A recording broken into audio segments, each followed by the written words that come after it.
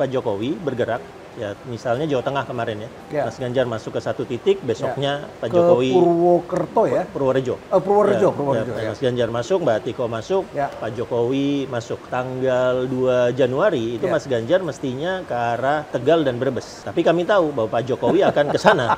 Karena kami tahu Pak Jokowi ke sana, Mas Ganjarnya yang kami geser ke Demak dan Jepara.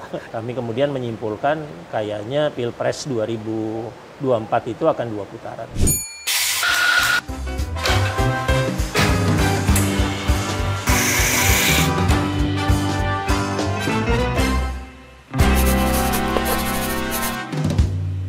Pak Andi Wijayanto, selamat datang di Cafe Berisi. Terima kasih diundang Pak Renat. Ya, terima kasih sama-sama. Anda terakhir adalah Gubernur Lemhanas ya? Iya, sampai Oktober 2023. Sampai Oktober 2023. Masih mengajar di UI? Masih, tapi selama kampanye betul-betul off. Cuti ya? Sama sekali tidak, supaya nggak memungkinkan juga secara jadwal. Saya agak terkejut dan membaca ada hasil survei internal yang dibuka ke publik, yang dikeluarkan oleh TPN ya, TPN yang Anda ada di sana, kemudian Anda membocorkan angkanya. Yang lain sudah menunjukkan bahwa Prabowo sudah mendekati 50%, tapi ini ternyata 41% betul ya? Iya. Dan kemudian ternyata Ganjar Mahfud masih 37 ya? 37%. Ya. 37%, kemudian Anies ada berapa itu? 21-22%. 21,7 kira-kira. Ya, kurang lebih seperti itu. Sementara CSIS dan Kompas itu angkanya tidak seperti itu. Bisa dijelaskan apa yang dilakukan oleh TPN ini sehingga kemudian bisa mendapatkan angka ini? Ya, pada dasarnya itu bukan semata-mata survei, ya. Tapi kami melakukan triangulasi. Triangulasi. Ya, triangulasi. Ini kalau kita orang sains tahu sekali.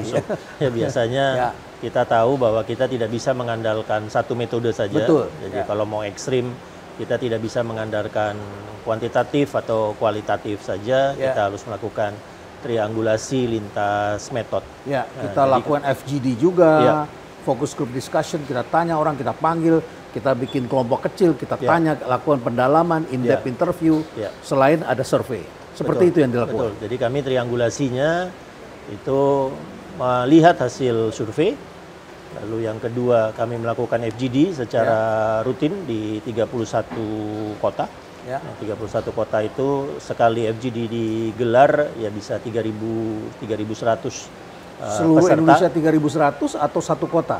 Seluruh Indonesia. Seluruh Indonesia 3.100. 3.100. Lalu kami juga memakai media analitik, kami sebut sebagai prediktif media analitik karena bisa kita buat forecast-nya, ya tergantung kualitas data yang masuk, mengundang beberapa expert dari luar negeri ya untuk berbicara, melihat dari data-data. Nah, triangulasi ini dilakukan. Untuk menguji metodologinya atau untuk apa itu? Ya, pada dasarnya untuk mendapatkan pemahaman, ini survei yang berbeda sebabnya apa.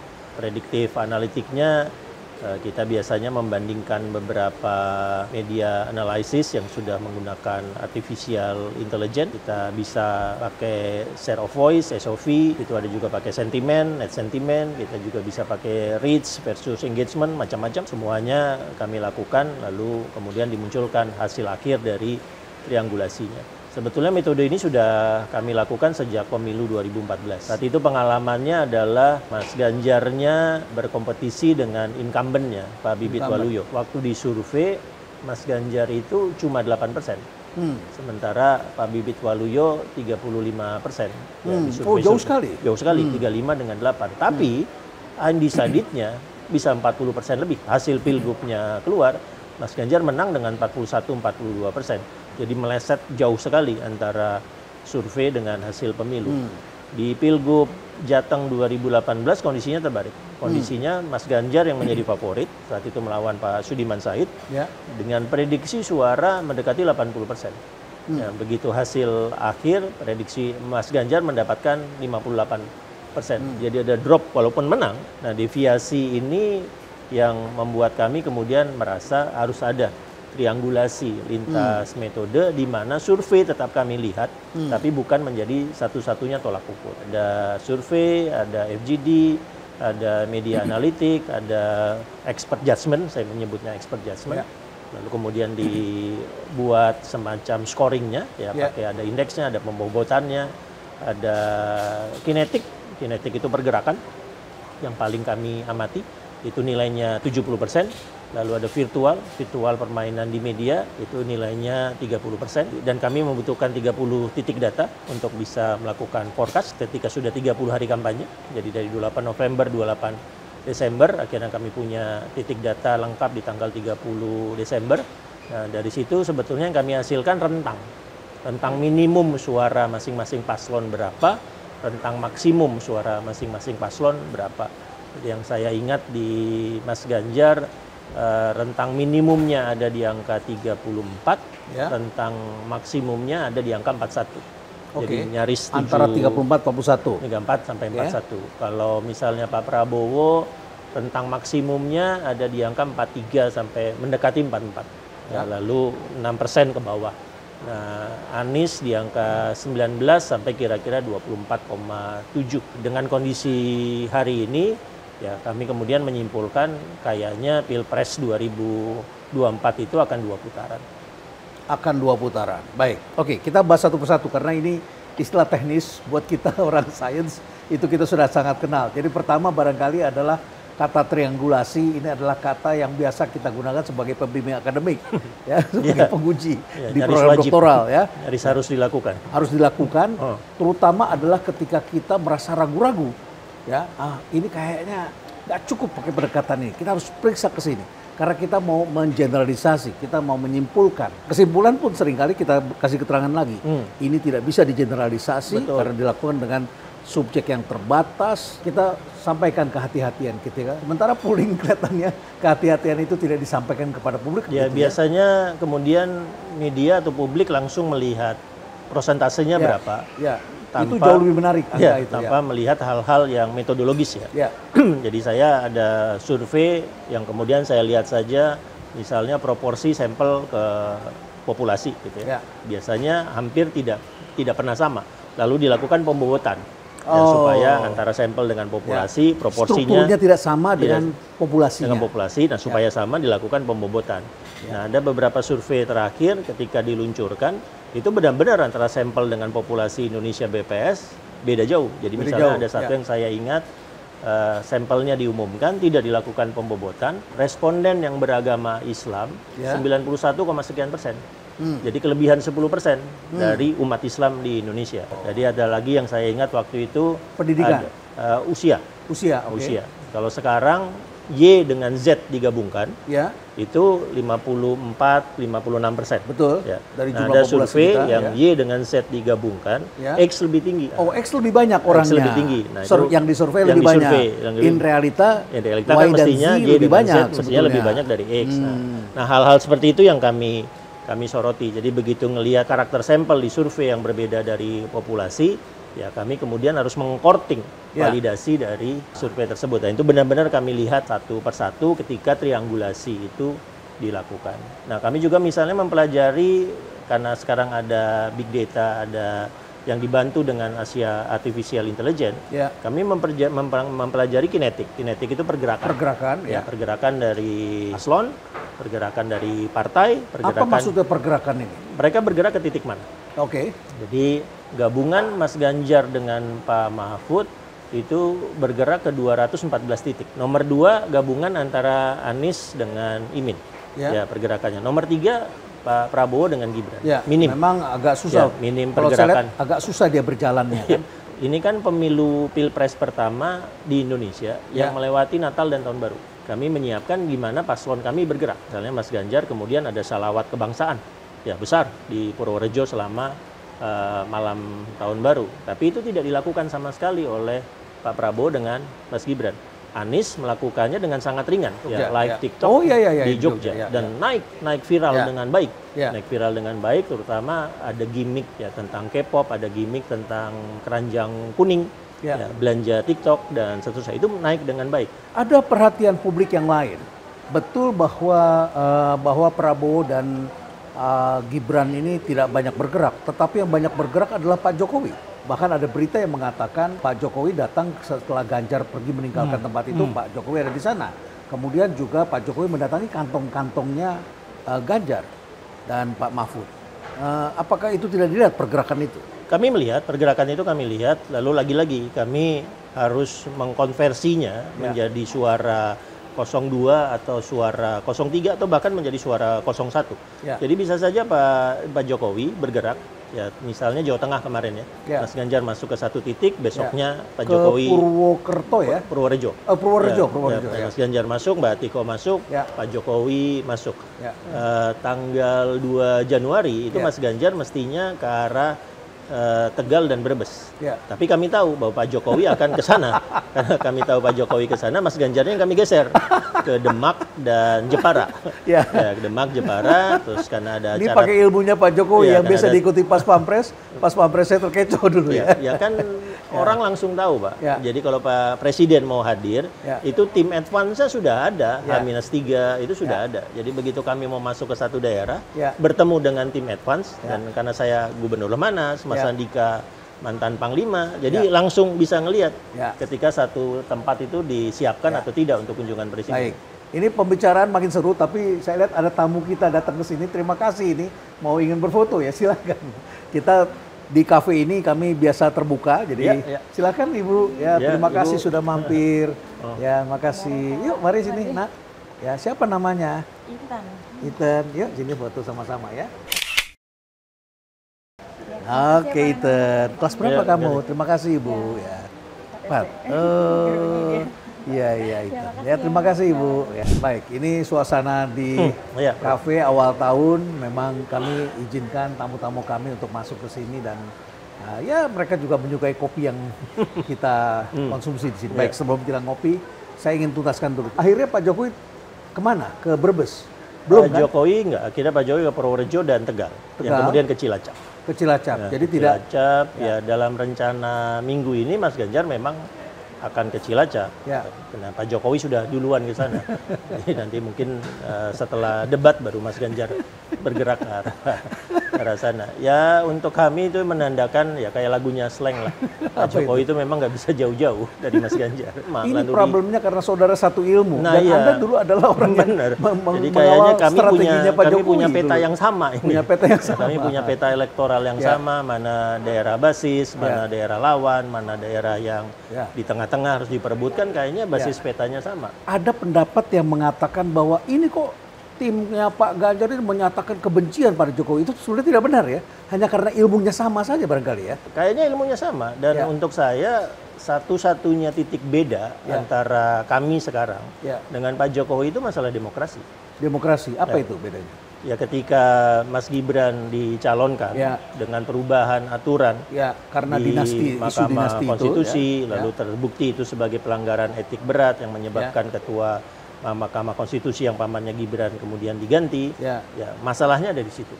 Masalah adalah di politik dinasti itu, di nepotisme, lalu ketika kemudian ada juga muncul Mas Kaisang dengan PSI-nya. Yang baru 2 hari jadi anggota, sudah jadi ketua partai. Masalah perbedaannya ada di situ. Tapi kalau misalnya tentang program, program infrastruktur, program hilirisasi, program IKN atau bantuan-bantuan sosial, ya kami menyadari itu program yang baik, yang kemudian yang dulu juga Anda pakai. Ya, yang kami juga rancang, yang dulu juga kami rancang, ya kayak misalnya bansos.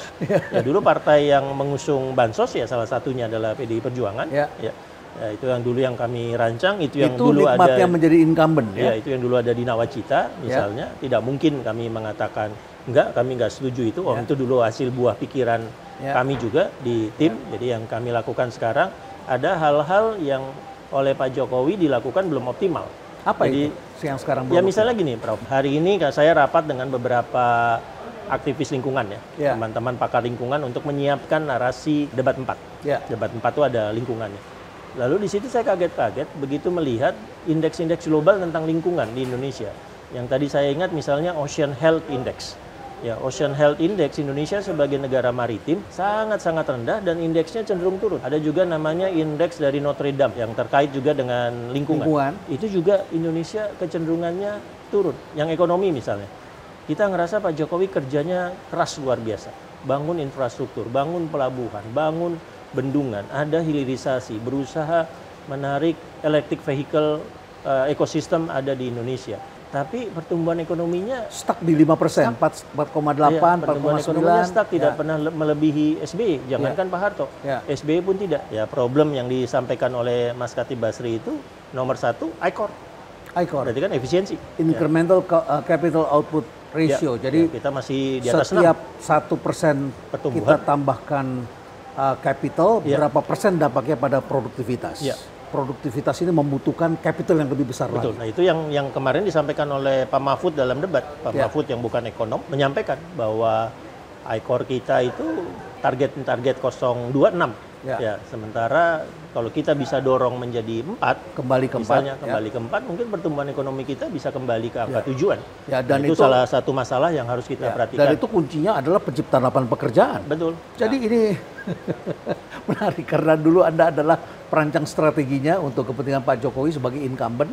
Dan kemudian tadi Anda menggunakan itu, saya ingin tanya juga, ini ada beberapa sekarang yang jadi kegelisahan masyarakat. Dan Kompas baru saja menurunkan bahwa pemilu itu harus berkualitas, dan kemudian untuk berkualitas itu keterlibatan aparat itu bisa menjadi satu halangan yang besar bagi penerimaan publik, begitu ya.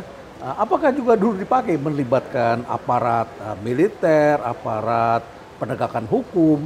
Apa ini yang terjadi sebetulnya? Apakah dulu itu juga ilmu Anda juga dulu pada waktu 2019 jelas tidak ya, Prof. Karena kalau kita ngelihat hasil akhir 2019, Pak Jokowi kan dapat 55. Dari semula 53. Ya, jadi cuma naik 2%. Tapi kalau lihat dari total kita pilah-pilah hasil itu di mana? Di Sumatera Pak Jokowi kalah. Di Kalimantan Pak Jokowi stagnan. Sulawesi kalah. Jabar, Banten, NTB Pak Jokowi juga kalah. Flashback ke 2019. Kalau di 2019 itu Jawa Tengah tidak menang tebal yang sampai 70-an%, mungkin Pak Jokowi kalah. Di 2019 itu.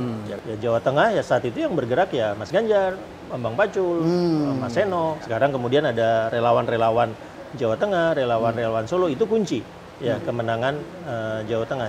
Tapi Sandiaga Uno saat itu, waduh, itu magnet elektoral benar. Ya, permainan medianya sangat bagus, sentimennya positif, pesan-pesannya langsung bisa ditangkap, dia dapat demografi dari ibu-ibu dan dia dapat demografi muda.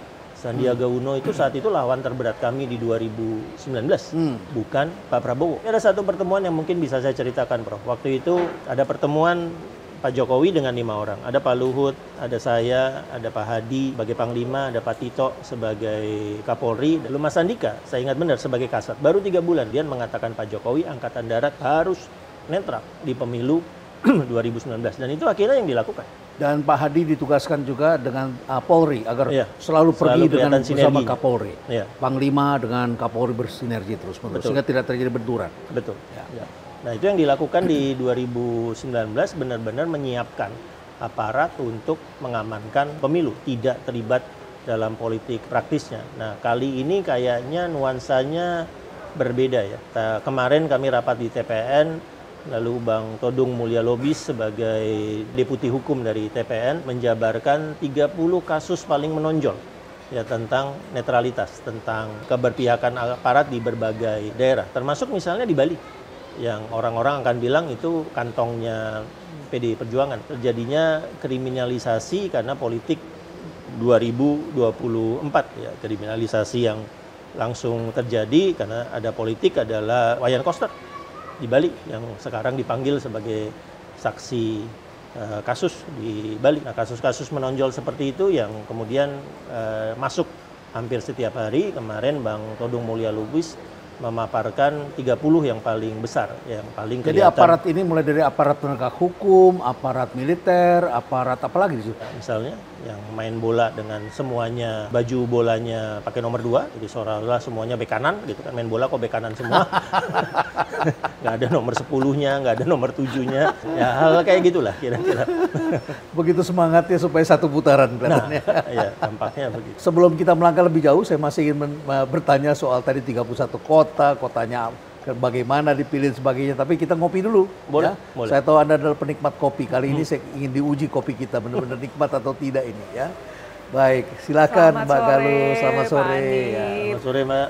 Bapak mau pesan kopi apa? Di sini yang favorit kopi inspirasi. Oke, apa itu? kopi susu gula aren. Kopi susu gula aren. Pak Ganjar waktu kesini pesannya kopi susu inspirasi. Panas dingin. Ada panas, ada dingin. Generasi saya kenal kopi cuma panas. Oke, berarti saya buat yang panas ya Pak ya. Atau generasi kita sebetulnya katanya kopinya Mike Tyson, dark and strong. Nah itu dia benar. Ya udah oke. Kopi susu inspirasi Bapak? Saya kopi hitam. Oke. Kopi hitam susu panas inspirasi ya. dan kopi hitam Baik. semuanya panas ya. Oke, ini ada Pak Andi. Saya mau tanya boleh Boleh, ya Pak ya? Mbak. Oke. Dulu awal-awal saya lihat Pak Ganjar tuh kalau pakai baju yang garis-garis hitam putih nih Pak. Ya. Sekarang kenapa nggak pakai itu lagi ya? Sekali-sekali masih dipakai. Ya. Oke. Dulu itu memang pemberian dari Pak Jokowi, pesan dari Sultan untuk Sultan Jogja, Sultan Jogja. Hamengkubuwono. Iya, untuk lurik Tuluwatu itu, yaitu ada makna khususnya tentang itu. Tapi memang tidak dirancang sebagai baju untuk kampanye. Lalu ketika mau kampanye, kami melakukan jajak pendapat online. Ada 1,2 juta lah masukan tentang baju. Nah, begitu 1,2 juta masukan itu kami ranking, yang terbesar menyarankan pakai hitam, yang kedua putih. Jadi akhirnya kami pilih Mas Ganjar hitam, Pak Mahfudnya putih. Ya. Baju politik di Indonesia itu 3 warna, Prof. Ya. Kalau kami amati, hitam, putih, dan biru muda yang dipakai oleh 02. Oke, ya, Itu baju politiknya. Jadi ya Tapi kelihatannya. hitam dan putih kan yin dan yang. Iya benar. Ya, makanya iya. yang 01 kan jas hitam, kemeja putih. Kami kemeja hitam, kemeja putih. Mereka biru muda. Biru muda. Ya, warna yang tidak disukai di politik itu warna yang orang nggak tahu itu sebetulnya warna apa. Nah, jadi misalnya maaf, jaketnya Prof. Ya. Ini Nggak ada coklat maknanya. apa? Nggak ada maknanya. Ya, ini coklat apa gitu. Terus kemudian diwarnai apa? Mau diwarnai tanah, mau diwarnai kayu gitu. Kalau misalnya sudah hitam dan putih, itu menunjukkan bisa ketegasan. Tapi warna-warna yang nggak tegas biasanya tidak disukai oleh pemilih kita. Tadi sempat menyinggung Sultan. Nah kebetulan juga Pak Ganjar habis berkunjung ke tempat Sultan. Memang ada kedekatan atau gimana nih Pak Andi?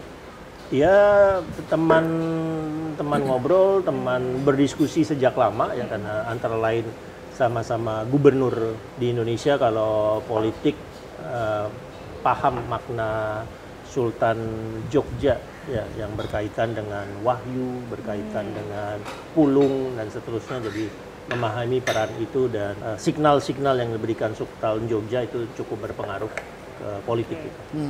Oke, ini kopinya, Kopinya, Pak. ya. Silakan. Jadi kopi inspirasi. Ya. Oke, silakan diminum dulu Pak, dirasakan. Ya, gimana. terima kasih Mbak Galuh. Ya.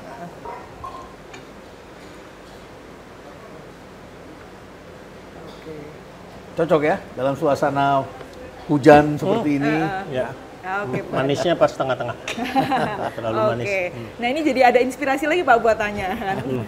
Nah, ini awal-awal dulu ya Pak ya, tahun 2023 itu anak muda tuh masih belum tahu Pak akan memilih siapa. Dan sekarang sudah menjelang pemilu, kondisi di lapangan sekarang bagaimana? Apakah anak muda sudah menentukan pilihannya?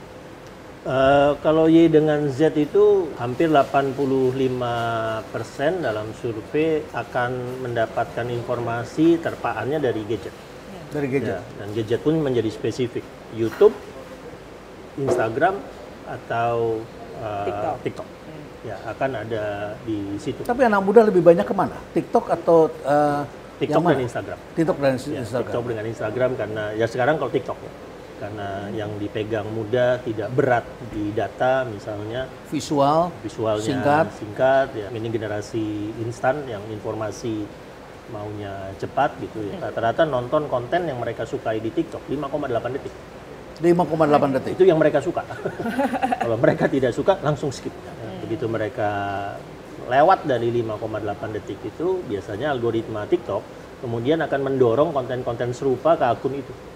Tapi kalau mereka skip, algoritma TikToknya akan terus mencari akun-akun baru yang membuat orang sampai ke 5,8 detik itu. Misalnya saya, Prof. Saya ini kalau bola suka Liverpool, tapi entah kenapa di akun TikTok saya itu dipenuhi bukan oleh klip-klipnya Liverpool, tapi dipenuhi oleh klip-klip Manchester United kalah. Lupanya saya lebih suka, lebih mantengin TikTok saya ketika MU kalah daripada Liverpool menang. Jadi yang didorong ke TikTok saya itu MU kalah. Jadi penuh dengan MU kalah. Dia baca itu ya? Baca itu sebagai kesenangan saya. Saya hobi Ah. nonton MU kalah. Nah ini beda dengan Mas Ganjar, dengan Pak Mahfud yang fansnya MU. Karena kemudian TikTok menjadi peer sendiri. Nah kami misalnya baru saja Mas Ganjar semalam live TikTok. Ya, duet dengan Mas Andi. Itu wah naiknya cepat banget dalam waktu 30 menit. Dan itu sesuatu yang nggak ada di 2014, sesuatu yang nggak ada di 2019. Mas Anies jago memainkan itu.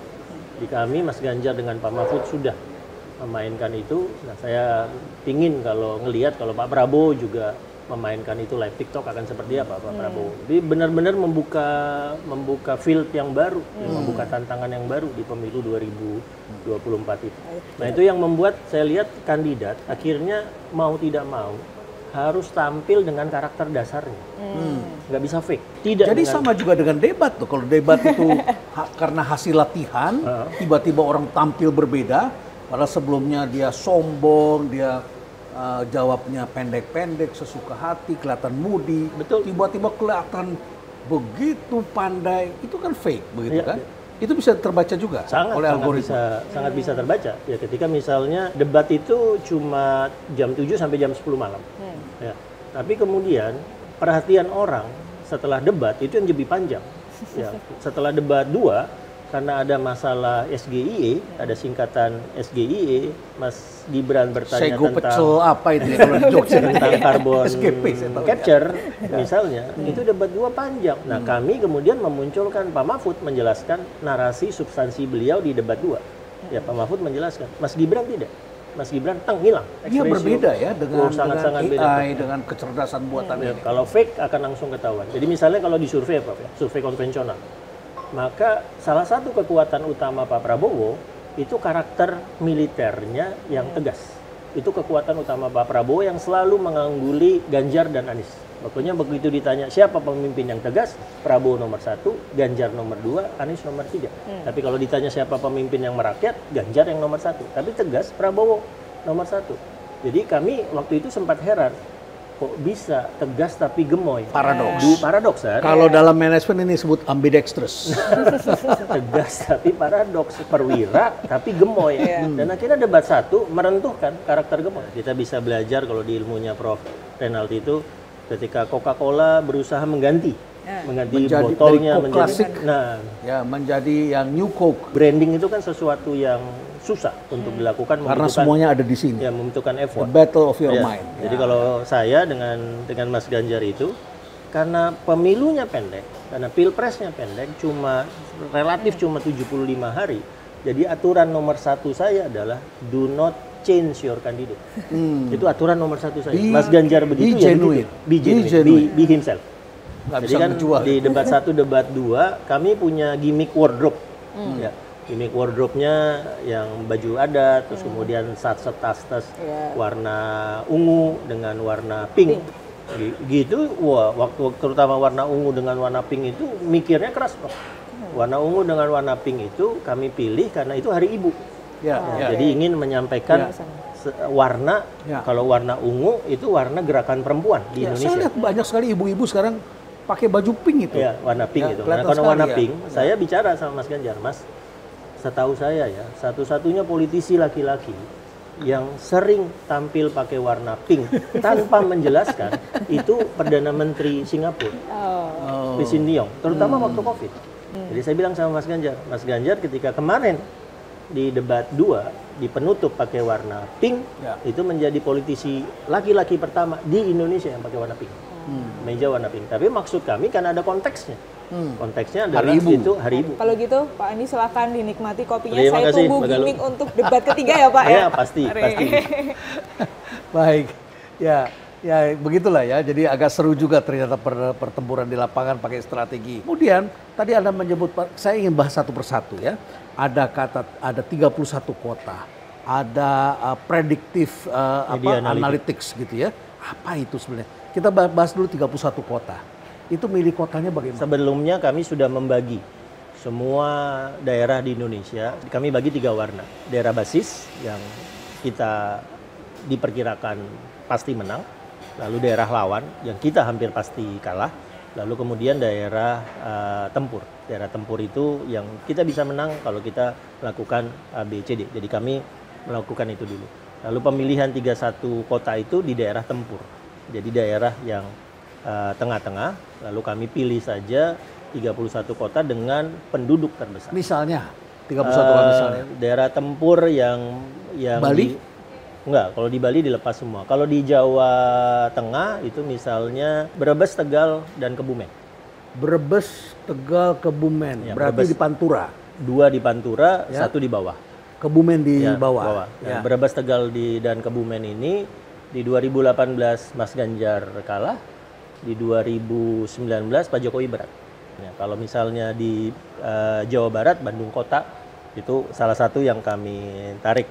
Ya, Tasikmalaya misalnya salah satu yang kami tarik. Tangerang Selatan salah satu yang kami tarik. Jadi daerah tempur yang di tengah-tengah kategori 2 itu 31 kotanya ya berusaha, tidak semua provinsi Jadi dengan kata lain, kalau menurut accounting ini adalah metode yang konservatif sebetulnya. konservatif. Anda mengambil langkah konservatif supaya dapat basis minimumnya. Kalau strategi kami minimum ya mencapai target minimum lolos 2 Ya. putaran, kami harus aman di angka 35% minimal. Ya 35% itu diamankan. Lalu kami sudah menghitung partai. Ya. Ya, 4 partai yang ada itu kalau semuanya ditumpuk suaranya dan asumsi 100% yang milih PDI Perjuangan akan milih Ganjar misalnya, maka dari partai saja kami sudah dapat suara di angka 27-28%. Tapi kemudian ada split factor di partai. Jadi misalnya kami kemudian harus membuat berdasarkan survei sekian puluh persen dari pemilih PDI Perjuangan tidak milih Ganjar. Nah itu yang kemudian kami korting. Ya P3 kami korting, Hanura kami korting. Dari situ kemudian tahu dari semula partai 28%, lalu turun, akhirnya partai dalam strategi minimum kami tinggal 18%. Jadi kota dipastikan kalah dilepas. Dilepas ya. Ya, misalnya Sumatera Barat, Padang. Padang dilepas, itu kategori 3, kami fokus ke kategori 2. Aceh Misalnya, Aceh lepas. Denpasar itu karena ada Golkar, makanya kami masuk. Nah, Ya. itu persaingan biasanya Golkar, Nasdem, dan PDI Perjuangan. Gubernur NTT-nya pernah Nasdem, ya. Pak Victor Laiskodat. Tapi misalnya ND, Flores, kami lepas karena sudah hampir menang di situ. Hampir menang. Nah, kemudian juga Anda mengatakan juga dipakai, ini kan triangulasi ya. Metodenya tidak hanya satu, tidak hanya survei, tapi juga ada FGD, kemudian ada media analytics. Apa itu media analytics? Media analitik pada dasarnya kami pakai crawling machine ya yang menangkap seluruh traffic pembicaraan di semua platform digital. Jadi bisa media online, bisa media sosial, lalu bisa juga blog ya, ya forum-forum blog. Kami juga sudah bisa menangkap visual diubah menjadi teks untuk TV, audio menjadi teks untuk radio. Jadi relatif sudah cukup lengkap ya. Yang kami masih susah untuk menangkapnya, tapi itu teratasi dengan media online dan media cetak. Kalau karena media cetak itu kemampuan untuk scanning dari print menjadi digital sehingga bisa dibaca. Ini terutama adalah yang agak muda ya, bukan baby boomers tentunya. Ya kalau misalnya karena kami narik juga dari Facebook, ya. nah itu tergantung. Facebook itu masuk, sebagian ada. Ya, X baby boomers Ya, biasanya sebagian ada di sana. Ada di sana. Ya. Baik. Nah itu kami rekam. Jadi biasanya di Indonesia kalau kita ngelihat social network analysis, ya itu berbasis Twitter, berbasis X. Tapi sekarang yang kami lakukan Twitter itu mungkin hanya menyumbang sekitar 9% dari seluruh pembicaraan media yang kami tangkap. Nah dari situ kami bisa melihat reach, kami bisa melihat engagement, kami bisa melihat share of voice, kami bisa melihat sentimen, apakah positif negatif, net sentimennya berapa, itu bisa kami lihat. Ada sentimen yang beredar di masyarakat mengatakan bahwa Gama ini di-blok di TikTok. Apakah itu benar? Tidak. Tidak benar. Nah, tidak, dan itu tidak dimungkinkan. Tidak dimungkinkan. Tidak dimungkinkan. Saya berbicara dengan TikTok, kami diundang ke TikTok di Singapura. Ya. Jadi memang permintaan khusus, ya, TikTok terbuka untuk menerima Permintaan khusus dari Gama? dari 03. Dari 03. Ya. Dan TikTok menyediakan itu menjelaskan algoritma mereka tidak memungkinkan. TikTok itu menyusun, karena algoritma TikTok kan global. menyusun algoritma khusus untuk Indonesia, misalnya untuk mengangkat 02 saja, kemudian menghapus 03, itu tidak dimungkinkan. Tidak mungkin. Dan Anda Nah, sudah jadi- cek, sudah diverifikasi, Ya. ternyata juga tidak ada. Nah, jadi kuncinya memang volume dan kemudian merancang engagement. Itu kata kuncinya ada di sana. Nah, dari situ pengamatan data 1 bulan mirip-mirip dengan hasil besar triangulasi ya. Kalau pengamatan data 1 bulan itu 02 ada di angka 43, 03 ada di angka 36, lalu 01 di angka 19, 21. Tapi Itu dalam di TikTok. enggak seluruh seluruh. percakapan media. Seluruh percakapan Seluruh media. percakapan media. Seberapa besar ini bisa memprediksi action, pengambilan keputusan mereka? Karena itu percakapan belum tentu adalah tindakan. Makanya ada triangulasi itu, Prof. Ya, Nah, triangulasi itu yang nanti meningkatkan validasi dari prediksi kami. Jadi akhirnya di titik datanya yang konvensional paling memungkinkan kinetik itu hari. Ya, di hari ini kita bergerak berapa, hari ini bergerak berapa. Nah, itu yang kami triangulasikan sehingga menjadi satu forecast ke Februari 2024. kemudian juga ada survei dan ada FGD, begitu ya? Itu di randomize. Surveinya di randomize. Randomize. Ya. FGD? Ya, kalau FGD kami lakukan dengan kelompok kecil. Ya. Sekali FGD biasanya 3.100 orang yang tertarik, dan karena FGD dia bukan randomize. FGD kita purposif. Kita memang ingin tahu pendapat ibu-ibu, kita ingin tahu pendapat Y, pendapat Z. Kami pernah membuat FGD khusus ketika Mas Gibran dicalonkan. FGD kami tentang Gibran Wapres. Sentimennya positif atau negatif? Negatif, karena ketika hal yang dimunculkan pertama, ya jadi saya lihat FGD-nya, 10 menit pertama mereka membahas Gibran, Jokowi, Gibran, Jokowi. Ya, tapi begitu menit ke-11, menit ke-12 ini dari mereka sendiri tanpa kami pandu sebagai fasilitator, udah muncul nepotisme, sudah muncul dibandingkan dengan tokoh lain. Kalau begitu apa yang bisa kita simpulkan ketika kita menyaksikan ada sekelompok pembuat polling yang menggebu-gebu menyatakan sesuatu statement yang seperti gong begitu ya? Kalau kita pukul gong kan itu gong makin lama makin membesar begitu ya. Apa yang Anda lihat? Sementara Anda mendapatkan angka yang berbeda. Kami menggunakan survei sebagai salah satu basis data dalam triangulasi. Tapi karena kami memahami metodologinya, jadi kami bisa menggunakan survei itu dengan kemudian menaik turunkan validasi dari hasilnya.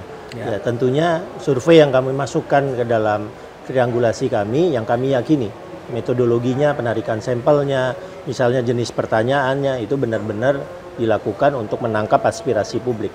Nah, kami kemudian bisa memilah, oh ini surveyor ini bukan hanya survei, dia juga konsultan, dan kemudian menggunakan hasil surveinya sebagai propaganda. Ya bisa, itu yang dilakukan di masa Reagan versus Carter. Reagan versus Carter kemudian memunculkan yang namanya bandwagon effect. Bandwagon effect. Ya, bandwagon. Nah, itu bisa kami kenali. Oh, ini dia sudah menjadi konsultan, dia bahkan menawarkan untuk menjadi IO untuk kampanye. Ya, udah tahu nih kalau 50 orang biayanya segini, untuk 100 orang biayanya segini, 500 orang jadi surveyor yang juga berubah menjadi IO. Tapi juga surveyor yang kemudian menjadi propagandis. Nah, propagandis untuk menciptakan bandwagon effect yang terjadi, yang diawali dulu ketika Ada Reagan. tendensi ke sana? Ada beberapa yang kami kenali. Oh ya, dia sudah bergerak menjadi propagandis tersebut. Nah, survei-survei seperti itu tidak kami pergunakan datanya. Kami tidak menafikan survei sama sekali.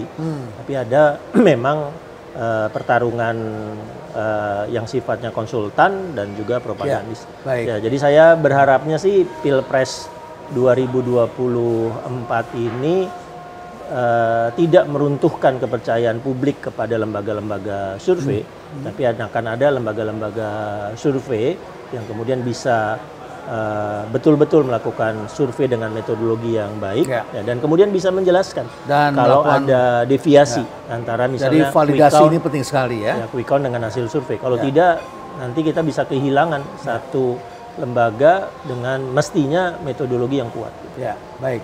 Apakah ini kesimpulannya bisa katakan inilah yang menjadi dasar sampai Anda kemudian berani mengatakan ini tidak bisa 1 putaran, ini pasti 2 putaran?